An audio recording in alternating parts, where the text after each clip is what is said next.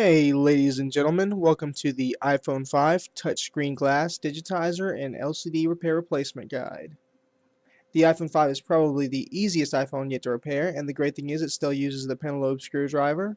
The first thing you want to do is remove the two screws on the bottom of the iPhone 5. These are both the pentalobe 5-star screws. You're just going to remove those two screws. And strangely enough, the iPhone 5 is similar to the 3G and 3GS. You guys will see that in just a second here, and I will be using a suction cup to essentially pry off the front of the screen. Now you want to place that suction cup towards the bottom of the screen, right above the home button, and you want to pry it in the same direction I am prying the screen right here. Don't pull the screen completely off because there are still three cables held in that you'll see in just a moment here. These three cables are held under a little bracket, and you will need to remove this bracket before disconnecting these three cables with a nylon spudger or pry tool. And here's that little bracket right there. As you can see, there's three screws holding it in. Please note, if you're not using a screw mat or anything like that, to properly sort these screws, as all the screws in this phone are sized differently. All the screws from here on out are going to be Phillips screws. It's really simple, so go ahead and remove these three screws right here. And once those three are off, you can go ahead and remove this little silver bracket from the phone. It's not connected to anything. It should just come right off.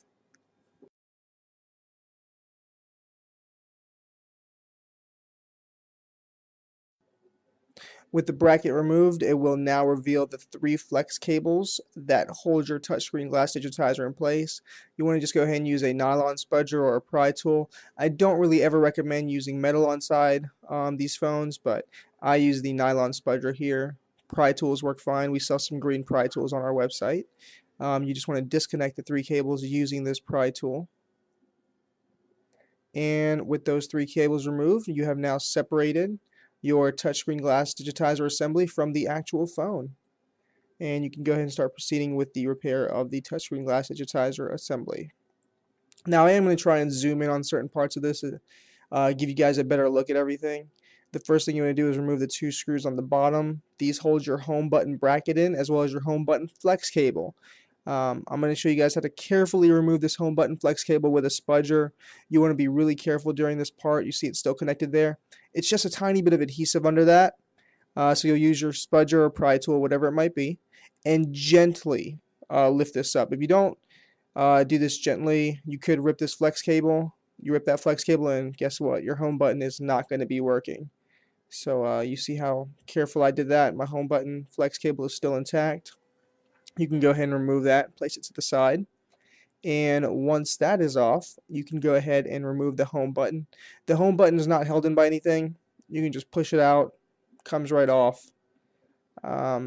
If ever you're doing a repair, or if your phone, if the home button doesn't work or doesn't click, it's probably the flex cable. It's not your home button, so you want to buy that replacement flex cable. Alright, once that is all off, you want to go ahead and remove these three screws on the top. These three screws pretty much hold your front camera in place. And once you remove these three screws, you'll notice the two right here hold a little silver bracket in once again. This bracket, similar to the one that covered up the three original flex cables, just comes right off. It's not held in by anything except for those screws, so it just moves to the side. And you will want to, of course, put it back in the exact same orientation you took it out. And you'll see it has these little prongs, the gold prongs. They go against that part of the actual touchscreen. Make sure to put it back in the same way when you are reassembling the phone. Alright, now you want to go ahead and remove the four screws as shown here, and there's going to be a fifth screw additionally that we have to remove a little later on before actually removing the silver bracket on the back of the assembly of the iPhone 5.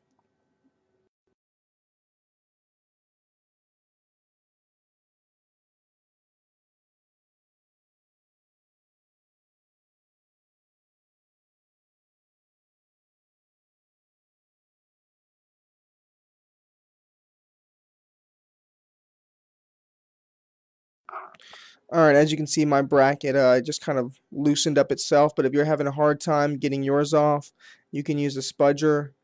Just place it in the little grooves on the bottom like I'll show you right here. kind of place it in between that groove. Maybe use a spudge, or you can use an X-Acto knife and it should pop open. And then this is the fifth screw I was talking about earlier. You'll want to remove that fifth screw before actually removing this bracket.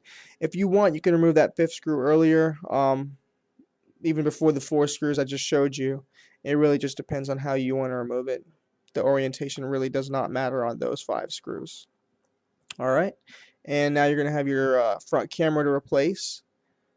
Once again, this is held in by a tiny bit of adhesive. I'm going to show you how to gently remove this. Use a safe open pry tool, spudger, whatever it may be. Just be very careful. Gently lift up on it. You don't want to rip that flex cable, obviously, on your front camera. And once that is replaced, you can go ahead and start doing your actual phone.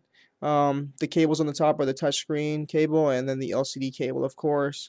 Your flash diffusers right there. But that's pretty much the repair. If you guys want, we're also making a reinstallation guide. You can watch that. Visit us at injuredgadgets.com.